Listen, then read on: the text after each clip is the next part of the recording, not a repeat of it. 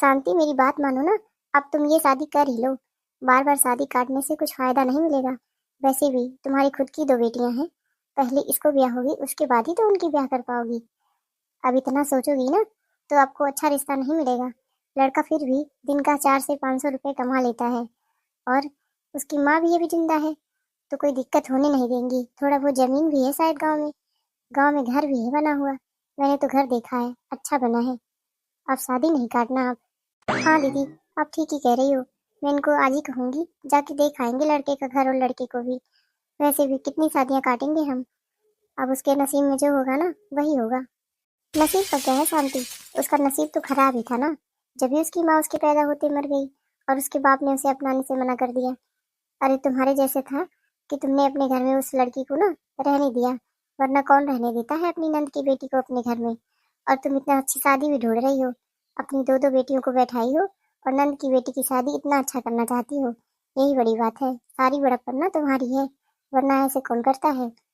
ये बात अच्छी हुई कि तुम्हें शादी पसंद आ रही है, रिश्ता करने की बात तुम कर रही हो, इसी में तो मुझे खुशी है।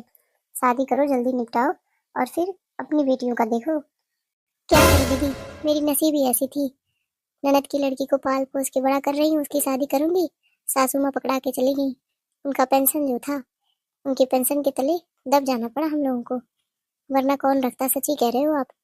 लेकिन अब क्या ही करेंगे, सासू माँ अपने तो चली गई, लेकिन एक बोझ हमारे सर है, उतार देंगे हम उसे जल्दी। क्या करोगी, मेरे सर भी तो वही परेशानी है। देवर जी अपना तो चले गए, उनके दो दो बच्चों को मैंने ही पढ़ाया लिखाया है, और शादी भी हमें ही करनी पड़ेगी। घर का बड़ा होना ना यही होता है, बड़े होके ना जिम्मेदारियां ज्यादा बढ़ जाती हैं। अच्छा दीदी, एक बात और कहनी थी आपसे। हमारे मोहन के लिए भी ना कोई लड़की आप अच्छे से देख लो, अगर हो पाए तो। उसकी भी शादी हम जल्दी ही करवा देंगे। बस किसी तरह ननद की लड़की को कहीं बांटे, उसके बाद अपने बेटे का भी शादी करेंगे, क्योंकि उसके जाने के बाद ना घर का चूल्हा चौका कौन करेगा। मेरी दोनों बेटियां तो पढ़ाई में अव्वल हैं, वो अपनी पढ़ाई से छुट्टी नहीं पाती हैं, तो खाना क्या बनाएंगी। बहू आ जाएगी तो मेरा भी थोड़ा हेल्प हो जाएगा। हाँ तुम ठीक ही कह रही हो, मैं देखूंगी, कोई अच्छी सुशील लड़की दिखी ना तो जरूर बताऊंगी। अच्छा मैं अब चलती हूँ, बहुत समय हो गया मुझे आए। अरे नहीं दीदी, ऐसे आप कैसे चली जाओगी, एक दो दिन रुक के जाओ। वैसे भी आप इतना जल्दी तो आते नहीं हो, अब आ जाए हो तो कम से कम कल तक तो रुको, उसके बाद चली जाना। आपकी बहू तो है ना घर में संभालने वाली, क्या दिक्कत है आपको। ये तो आपने सही कहा, बहू आ गई है जब से, तब से बड़ा सुकून मिल गया है मुझे। लेकिन जिम्मेदारियां फिर भी तो हैं। अब बहू बाहर नहीं ना निकलेगी, कोई आए जाए, और फिर गाय गोरू भी हैं, उनका भी तो देखना रहता है। अभी तो मैं बस बहू से खाना ही बनवाती हूँ, बाकी कोई काम नहीं करवाती हूँ। आखिर मैं जिंदा हूँ जब तक, वो भी देख ले सास का सुख क्या होता है। उसके बाद तो चली ही जाऊंगी इस दुनिया से, तो फिर बेचारी क्या ही सुख पाएगी। आप ठीक ही कह रही हो दीदी, जब तक हम लोगों का हाथ पैर चले ना हम लोग को चलाना चाहिए, क्योंकि अगर हम अभी बहू को सुख दिए रहेंगे तो बुढ़ापे में वही काम आएगा। बहुओं को ना इस तले दबके करना पड़ेगा कि हमारी सास जब तक ठीक थी तब तक तो हाथ पैर कम से कम चलाती थी, बैठ के तो नहीं खाया उन्होंने।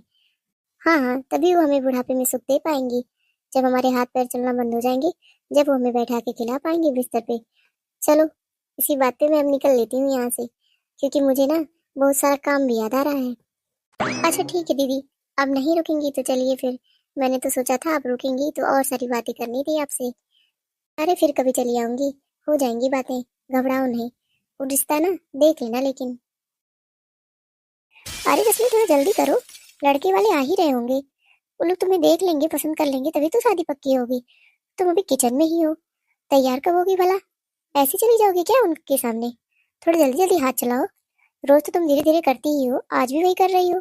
ऐसे जाके अपने ससुराल में भी करोगी, फिर हमारी खूब बेइज्जती कराओगी। सब लोग यही कहेंगे, बिन माँ की बच्ची है, माँ होती तो अच्छे से संस्कार दी रहती। मामी जी मैंने सब कुछ तैयार कर दिया है, कुछ भी बाकी नहीं है, और मैं भी तैयार ही तो हूँ। क्या सजना संवरना, जिसको पसंद करना होगा ना ऐसे ही पसंद करे मुझे। और रही बात संस्कारों की, आपने मुझे बहुत अच्छे संस्कार दिए हैं। भले ही मैं बिन माँ की बच्ची हूँ, लेकिन आपने मुझे मेरी माँ से भी ज्यादा अच्छे से रखा है। चलिए, आपको कोई शिकायत का मौका नहीं मिलेगा। तो जाने के बाद ही पता चलेगा। ऐसा है ना, अभी चाय नमकीन लेके मत आओ, वो लोग अभी आए नहीं है। चलो तुम जरा सा थोड़ा तैयार हो जाओ, बिना तैयार हुए ना कोई किसी को नहीं पसंद करता आज के समय में। लड़के हमेशा देखते हैं लड़कियों में क्या क्या गुण है, सिर्फ तुम्हारे संस्कार ही नहीं दिखेंगे अभी से, तुम्हारी शक्ल सूरत भी अच्छी होनी चाहिए, तभी क्या जाके कोई तुम्हें पसंद करेगा। चलो। छोटी सी मैं कह दी हूँ ना, उसके कमरे में चली जाओ, वो थोड़ा तुम्हारे बाल वाल अच्छे से बना देगी और मेकअप कर देगी, उसके बाद ही बाहर आना। छोटी के कमरे में जाना है? वो भला कैसे? मुझे याद है वो दिन, एक ही बार तो मैं गई थी उस कमरे में, कितना सुनाया था दोनों बहनों ने, और मम्मी जी ने उसी के लिए मुझे थप्पड़ तक तो मार दिया था।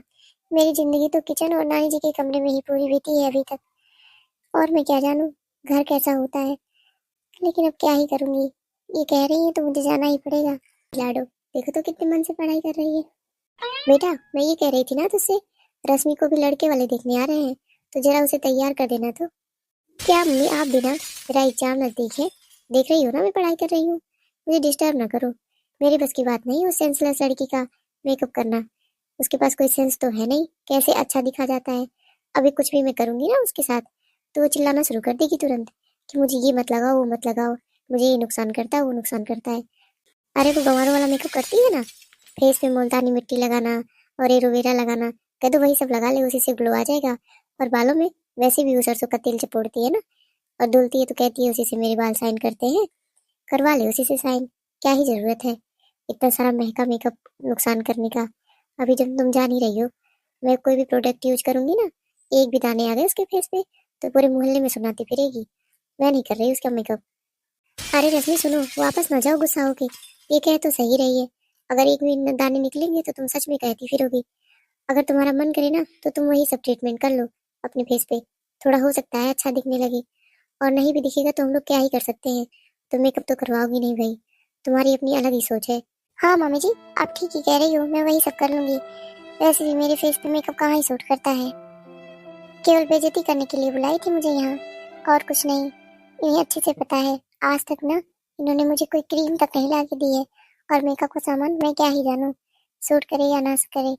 मेरी पहुंच तक जो रहता है वही तो मैं अपने चेहरों पे लगाती हूँ, और बाकी इन लोगों को बस बातें बनानी रहती है। आई बड़ी गुस्सा करने अरे बेटा, तू परेशान ना हो, अपनी पढ़ाई कर। मैंने तो केवल उसे इसलिए यहाँ बुला लिया था ताकि वो मोहल्ले में जाके किसी से कह ना पाए कि मामी ने मुझे मेकअप ही नहीं करवाया था। अब उसकी मर्जी, हम लोगों ने तो उससे पूछ लिया ना, वो खुद ही चली गई वापस।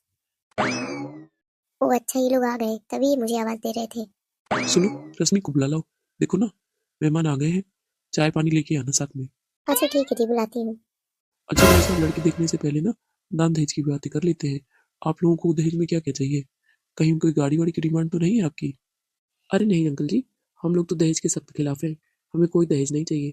आपकी जो इच्छा कहेगी, आप अपनी बेटी के उपयोग का सामान दे दीजिएगा। बस हमें लड़की दिखा दीजिए।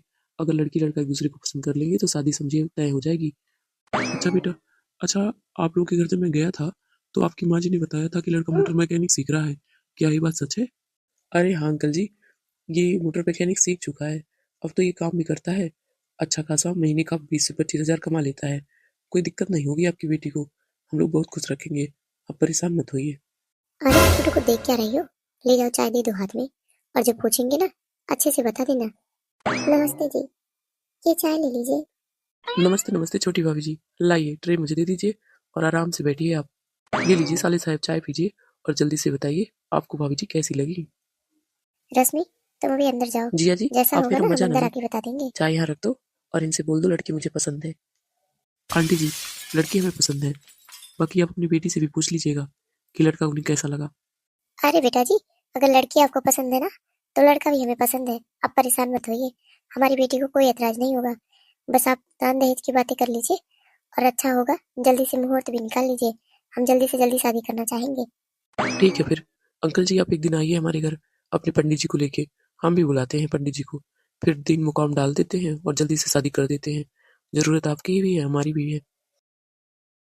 वाह मम्मी, आप भी बिल्कुल कमाल ही हो, मुझे तो विश्वास ही नहीं हो रहा है, क्या गजब का काला कलूटा लड़का ढूंढा है आपने हमारी नौकरानी दीदी के लिए। चलो अच्छा है, लड़के ने उन्हें पसंद कर लिया, शादी हो जाए, जाएंगे हमारे सर से छूटे पीछा। मम्मी एक बात और, ज्यादा दान दहेज न दिलवाना पापा से, वरना हम लोग क्या ले जाएंगे। हाँ मम्मी, छोटी बिल्कुल सही कह रही है, अब मेरी भी शादी का उम्र हो गया है, देख ही रही हो मेरी भी स्किन कितनी खराब होती जा रही है धीरे धीरे। पापा से बोलो जल्दी से इसको निपटाए, फिर मेरी शादी कहीं ढूंढ ले, अच्छा रहेगा। आपको पता है, अगर मैं ब्यूटी पार्लर का कोर्स ना की रहती ना, अब तक अपना मेकअप ना करती ना, तो मेरा फेस कैसा दिखता। पापा को बिल्कुल समझ नहीं है, मैंने सुना था उनकी बातें, बार बार पूछ रहे थे आपको गाड़ी वाड़ी का तो डिमांड नहीं है। भला कोई ऐसे पूछता है? अरे जिसका नहीं भी मन होगा ना वो भी मांगने लगेगा। हाँ मम्मी दीदी सही कह रही है। आप सीधे समझा दो पापा को। ज्यादा ना अपना मुंह ना पहले खोले, बस किसी तरह शादी निपटा दें। आपको पता है दीदी और भैया दोनों की शादी करना जरूरी है, और मेरी पढ़ाई भी बहुत जरूरी है। बहुत खर्चे हो रहे हैं ना मम्मी, थोड़ा हाथ पैर बांध के चलो। बस इसको किसी तरह ऐसे ही निपटा दो, अच्छा रहेगा। अभी शादी कटनी नहीं चाहिए। जाएगी कलवा के घर। कलवा ही है जो पैसा नहीं मांग रहा है, वरना कोई दूसरा लड़का होता वो तो जरूर दहेज मांगता। मुझे भी कितनी समझ है समाज की। अरे दोनों शांत हो जाओ, इतना फिक्र ना करो। तुम्हारे पापा के पास बहुत पैसे हैं, कर लेने दो शादी उसकी भी थोड़ा। वैसे भी मैं कुछ ज्यादा देने नहीं दूंगी, तुम लोग परेशान ना हो। तुम लोगों की खुशी के लिए मैं कुछ भी कर सकती हूँ। पहले तुम लोगों की खुशी, उसके बाद सब कुछ होता है। मैं तुम लोगों के लिए सब कुछ जोड़ के रखूंगी, उसके बाद ही कुछ होगा। हाँ एक बात और, उसके सामने ना बार बार ये मत कहना कि लड़का कलवा है कलवा है, नहीं तो बेचारी को ठेस पहुंचेगा। और कहीं वो मना कर दी ना तुम्हारे पापा के सामने जाके तो शादी बिगड़ जाएगी। अरे हाँ मम्मी, हमने ये तो सोचा ही नहीं था। हाँ हाँ ठीक है मम्मी, हम खुश रहेंगे। माँ जी ये लीजिए चाय। अरे लाओ बिटिया, जब से तुम आ गई हो हमारे घर में हमें वक्त से चाय पानी मिल जाता है। अच्छा नसीब था हमारा, कुछ तो हमने कमाया था जो बुढ़ापे में ही हमें मिल गया। जब से तुम आई हो हमारा घर खुशी से भरा रहता है। नहीं तो मैं तो हमेशा अपने आप को कोसती रहती थी, क्या गलती की थी जब मैं और मेरा बेटा केवल थे अपने परिवार में। बेटी भी थी, जल्दी ब्याह कर चली गई। कोई था नहीं जिसके साथ हम खुश रह सके। लेकिन जिस दिन से तुम हमारे घर में आई हो सब अच्छा ही हो रहा है। बस ऐसे ही तुम खुशी से रहो, हम भी खुश रहेंगे। माँ, ये अपने मायके में ना गैस पे ही खाना बनाती थी, बेचारी चूल्हे पे कभी नहीं बनाई होंगी मुझे लगता है ना? अरे नहीं जी ऐसी कोई बात नहीं है, चूल्हे पे भी बनाना आता है। आप लोग परेशान मत होइए, मैं बना लूंगी। बेटा अगर ऐसी बात थी तो तूने मुझे पहले क्यों नहीं बताया, मैं उसकी भी व्यवस्था कर देती। अगर बहू को आता नहीं है तो उसको कितनी तकलीफ हुई होगी पिछले 2 दिन से खाना बनाने में, मैं ही बना देती। तू बताया नहीं। और बहू भी ना इतनी भोली मिल गई है, इतना जिद कर रही थी कि माँ जी आप क्यों बनाओगी, जब मैंने छोड़ दिया चूल्हा।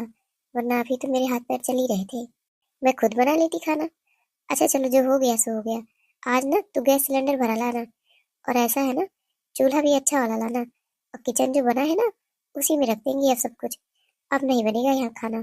बहू मेरी क्यों बाहर खाना बनाए आखिर, किचन तो हम लोगों ने बनवाया है। मैं तो बूढ़ी थी, मुझे ज्यादा अंदाजा नहीं था इसलिए मैं वहाँ बनाती थी। अब बहू का किचन वही रहेगा। अरे नहीं नहीं माँ जी, मुझे आता है बनाने। क्यों फालतू का फिजूल खर्ची करना, वो पैसे कहीं और काम आ जाएंगे। रहने दीजिए, मैं चूल्हे पे ही खाना बना लूंगी, मुझे कोई प्रॉब्लम नहीं होती। आप लोग बस खुश रहो, बाकी मैं काम करने में मुझे कोई तकलीफ नहीं है, मैं सब कर लेती हूँ। माँ, तू सच ही कह रही थी, हम लोगों ने सच में कोई अच्छे कर्म किए होंगे जब ये हमारे घर की बहू बन गई है। मेरी बीवी इतनी समझदार है, मुझे तो विश्वास ही नहीं होता। लोग फालतू में कहते हैं कि पढ़ी लिखी होशियार बीवी ले आओ। ये तो देखो कम ही पढ़ी है लेकिन इतना इनके अंदर दिमाग है जितना किसी पढ़ी लिखी के अंदर नहीं होता। अगर कोई और लड़की होती ना तब तक कितने खर्चे करवा चुकी होती। मैंने देखा था, इनके मामा का घर ना महल जैसा था, उसमें ये रहती थी। और ये कहाँ हमारा पुराना मकान, हम लोग इसमें रहते हैं फिर भी ये खुश है हमारे साथ। हाँ बेटा, किसी ने सच ही कहा है, अच्छे कर्म हमेशा अच्छे ही भोग देते हैं। कोई कर्म ही हमारा अच्छा होगा जो हमें अच्छी बहू मिल गई है। ये भी नहीं पता वो घर बस महल जैसा था उसमें, लेकिन मैं थी तो एक नौकरानी जैसी ही ना। और वो ताने, वो बातें, उससे अच्छा तो मुझे यही घर स्वर्ग लगता है। यहाँ कम से कम मुझे सब लोग प्यार तो करते हैं, वहाँ तो कोई मुझसे प्यार से बात भी नहीं करता था, बस काम से लोग मतलब रखते थे। अच्छा हो कि मुझे वहाँ कभी वापस ना जाना पड़े। भगवान आपसे यही प्रार्थना है ना, ये जो खुशी मैंने पाई है यहाँ की वो हमेशा बनी रहे, कभी मुझसे मत छीनना। मेरी सासू माँ और मेरे पति को हमेशा खुश रखना। रागिनी बेटा सुन तो, छत पे जाना, कपड़े फैला रखे मैंने, उठा ला वहां से। क्या मम्मी आप देना, मेरा एग्जाम सर पे है, मैं अब काम करूंगी घर का। अभी थोड़ी देर पहले आपने कहा था गैस बंद करा बेटा, और कुछ देर पहले आपने कहा था मोटर बंद कर दे। क्या मैं दौड़ दौड़ के यही सब करूं? मैं पढ़ाई कब करूंगी? दीदी से बोल दो, लेते आएंगे कपड़े। अच्छा तू कर ले पढ़ाई, मैं बोल देती हूँ यही लेते आएगी। नहीं मम्मी, मैं धूप में नहीं जाऊंगी बाहर। वैसे देख रही हूँ, थोड़ी देर पहले मैं बाहर चली गई थी मार्केट, मेरे फेस का एकदम से स्किन कितना डर्टी डर्टी हो गया है, पूरे रैसेस आ गए हैं। मैंने अभी सनस्क्रीन लगाया है, मैं धूप में नहीं जा सकती हूँ। अच्छा दीदी, अब तो शाम ही हो चुकी है, तो धूप कहाँ है? पूरे दिन मार्केट में घूमती रहती हूँ फालतू का, तब नहीं आपकी स्किन डल होती है। और थोड़ी देर कपड़े लेने चली जाओगी तो स्किन डल हो जाएगी। मैं क्या मार्केट में फालतू दौड़ती रहती हूँ इधर उधर, काम से जाती हूँ। और तू तू तो सारा दिन पढ़ाई करती रहती है, फिर भी एक ही परीक्षा में 4 साल से फेल हो रही है। तू कौन सी पढ़ाई करती है? अरे तुम्हें क्या पता पढ़ाई का क्या मतलब होता है? खुद तो 10 अक्षर पढ़ी नहीं हो ढंग से, किसी तरह बीए पास कर गई हो। जो परीक्षा की पढ़ाई मैं कर रही हूँ ना, तुम्हें करना पड़े ना तो तुम्हें एक जन्म भी लग जाएगा, तुम पास नहीं करोगी। मुझे तो बस 4 ही साल हुए हैं। चुप कर जाओ दोनों, नहीं तो मैं दोनों को थप्पड़ जड़ दूंगी। कितना लड़ने लगी हो तुम दोनों? कोई भी बात कह दो तो दोनों टाल देती हो, करती तो हो नहीं। ऊपर से लड़ाई, जब देखो तब करती रहती हो। मेरे ही नसीब खराब थे, उस बेचारी को मैंने इस घर से जब से भेज दिया ना, मेरी किस्मत ही फूट गई है। तुम दोनों को लड़ने से फुर्सत नहीं है, और मुझे काम करते करते फुर्सत नहीं है। इन दोनों को कभी नहीं होता है कि माँ के घुटने का दर्द कितना बढ़ गया है। जरा सा ये लोग हेल्प कर दें, बस दिन भर कोई ना कोई बहाना चाहिए दोनों को। हम्म, आई बड़ी स्किन केयर करने वाली। मुझे सब पता है कितना पढ़ाई करती है, पूरा दिन बस चैटिंग करती रहती है मोबाइल पे और कुछ नहीं। मेरे घुटनों में कितना दर्द हो रहा है, 10 बार चिल्ला चुकी हूँ, कोई तो सुन लो, लेकिन कोई नहीं सुन रहा है। दोनों अपने कमरे में बैठी हुई हैं। मेरी ही गलती है, मैंने जो पाप किया है उसी की भुक्तभोगी हो रही हूँ। मैंने कितनी बड़ी गलती की, बेचारी को कितना कष्ट दिया था, मुझे याद है वो दिन। ये तो बन गया, इसका नमक चेक कर लेती हूँ। अच्छा अरे अरे तुम क्या कर रही हो? तुम किचन में ही खाना खा रही हो? अरे नहीं मम्मी जी, मैं तो बस, जब तुम्हें जरा भी समझ है, किचन में बैठ के खाना खाना शुरू कर देती हूँ। कोई तमीज नहीं सीख रही हो तुम, यही लक्षण जाके दिखाओगे अपनी ससुराल में। जाओ जल्दी से पोछा लगाओ और कपड़े फैला के आओ छत पे। ठीक है मम्मी जी, जा रही हूँ, लेकिन मैं तो बस नमक चेक कर रही थी। देखो तो, बिल्कुल शाम हो गई है, आज घर में झाड़ू भी नहीं लगा है। जरा सा सुबह मैंने डांट क्या दिया, इसने ना सारा काम ही छोड़ दिया करना। मुंह फुला के पता नहीं कहाँ बैठ गई है, गई होगी मोहल्ले में, भरा होगा 10 लोगों ने, जब भी तो ये ऐसा करती है। रश्मि, ओ रश्मि। जी मम्मी जी बोलिए। अरे भाई झाड़ू उड़ू लगेगी घर में आज की नहीं, कि गदा फेर के बाद ही लगाओगी तुम? मम्मी जी, मैंने थोड़ी देर पहले तो झाड़ू लगाया था, और कपड़े भी मैं छत्ते से उतार लाई हूँ। मैं तो खाने की तैयारी कर रही थी। ये घर तो मुझे लगता है छोटी ने ही गंदा किया है, वही सारे कागज काट काट के इधर उधर फेंकती रहती है बस। अभी मैं साफ कर देती हूँ, बस यही कमरा गंदा है।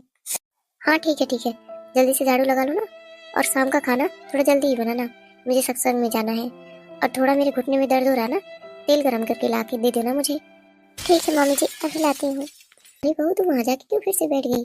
आओ तुम भी ना हमारे साथ चाय पी लो, इतना सारा हम सब थोड़ी ना खा पाएंगे अकेले, तुम भी खाओ हमारे साथ। और वो सब ना मैं कर दूंगी, उसके लिए तुम परेशान मत हो। अब चूल्हा गैस का भरवा लाएगा बेटा मेरा आज ही, और भी जो सामान मंगाना होगा ना सब बता देना, सब आ जाएगा। सब सेट कर लेना और अंदर ही किचन में खाना बनाना आप। अरे नहीं माँ जी, आप क्यों करोगी, हो गया है बस, मैं भी चाय पी लूंगी, आप लोग पी लो। और चूल्हे के लिए परेशान ना हो, मुझे कुछ नहीं चाहिए, सब कुछ तो है मेरे पास, कुछ मत लाओ आप लोग अभी। इतना दर्द हो रहा है घुटना, तब तो सारा काम भी वो करती थी, और मैं जरा सा कहती थी कि मेरे दर्द हो रहा है, तुरंत तो तेल ला के मेरे घुटनों में लगा देती थी। कितना पाप मैंने किया है, उसी की भुक्तभोगी हो रही हूँ। अब तो उठना बैठना भी मुश्किल हो रहा है, और काम पूरा दिन करो और ना करो तो ये दोनों बहनें आपस में लड़ती हैं। इन लोगों की लड़ाई देख देख के और मेरा दिल भर जाता है। अगर शुरू से मैंने अपनी बेटियों को काम करवाया होता तो आज दिन मुझे ये सब ना देखना पड़ता। वो कम से कम कुछ तो करती, आपस में लड़ती तो नहीं। बस इन लोगों ने जुबान चलाना सीखा है। उस बेचारी के कोई भी कसूर नहीं रहता था, जब भी ये बोलती थी मैंने ही गलती की थी। कभी नहीं रोका था अपनी बेटियों को कि मत बोलो, हमेशा वो जुबान लड़ाती रहती थी बेचारी से। वो तो बड़ी भी थी इनसे, लेकिन मेरी ही सेल्फ की वजह से तो ये लोग इतना जुबान चलाना सीख गई थी। उसको बोलते बोलते आपस में लड़ना सीख गई, और देखो उन लोगों को इतना सुख दे दिया मैंने कि अब कोई काम भी नहीं कर रही है। उस बेचारी को मैंने नौकरानी बनाया और अपनी बेटियों को रानी बना के रखा था, अब उसी की भुक्तभोगी हो रही हूँ। अब मैं बन गई हूँ नौकरानी, और बेटियां तो आपस में लड़के ही अपना जीवन काट लेंगी। मैं क्या करूँ, आप अपने बेटे की शादी कर दूँ, लेकिन फिर बहू आएगी तो वो लोग इससे भी लड़ेंगी। मैंने अपने पैर पे कुल्हाड़ी मारी है। हे दोस्तों, मेरी इस छोटी सी कहानी का उद्देश्य मात्र ये समझाना था कि कभी अपने और पराये बच्चों में भेदभाव ना करो। जैसे आपके अपने बच्चे हैं उनकी परवरिश, वैसे दूसरों के बच्चों की भी परवरिश करो। कोई मजबूरी में ही रहता है आपके पास, वरना हर कोई चाहता है अपनों में रहना, और वो तो हमारी अपनी ही थी। मैंने उसके साथ गलत किया था। जो उसका भुक्तभोगी मैं हो रही हूँ अपने से देखा। ऐसे अगर आपके आस पास भी कोई हो ना, तो उसके साथ गलत मत करना प्लीज, नहीं तो उसके भुक्तभोगी आप होगे। अगर आपको ये हमारी छोटी सी कहानी पसंद आई हो ना, तो प्लीज हमारे चैनल को सब्सक्राइब करना, वीडियो को लाइक करना और वीडियो को ज्यादा से ज्यादा लोगों में शेयर करना। और कमेंट बॉक्स में राधे कृष्ण जरूर लिखना। ऐसी ही मोटिवेशनल कहानी के लिए आप मुझे जरूर सपोर्ट करो। हमारा परिवार अभी बहुत छोटा है, लेकिन मुझे उम्मीद है आप लोगों का सपोर्ट और प्यार मुझे आगे तक ले जाएगा। मैं समाज को कुछ अच्छे उसूल दिखाना चाहती हूँ बस।